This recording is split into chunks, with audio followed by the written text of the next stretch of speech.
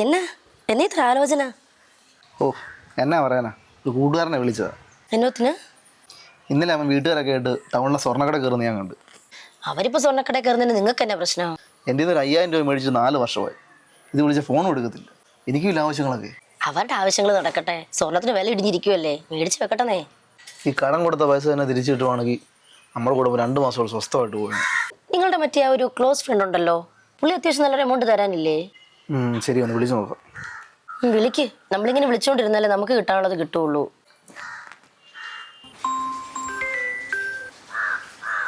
എന്നടാ പറയേ.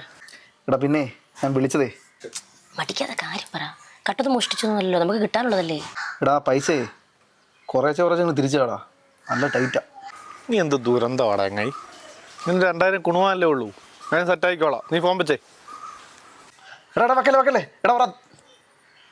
ഫോൺ വെച്ച് ഇന്ന് ഇത്ര മതി, ബാക്കി ഞാൻ നാളെ വിളിച്ച് നാണം കട. ബിജു ആണല്ലോ വിളിക്കുന്നത്. ഇവരെന്നെ എപ്പോൾ വിളിക്കുന്നു? ഹലോ, പൈസയോ? എത്രയാടാ? 2000? എടാ എൻ്റെ ഇല്ലടാ, നീ വിഷമിക്കാതെ, ഞാൻ ഇവിടെ നിന്ന് അറേഞ്ച് ചെയ്യാം. ആടാ ഞാൻ സെറ്റാക്കിയിട്ട് വിളിക്കാം കേട്ടോ.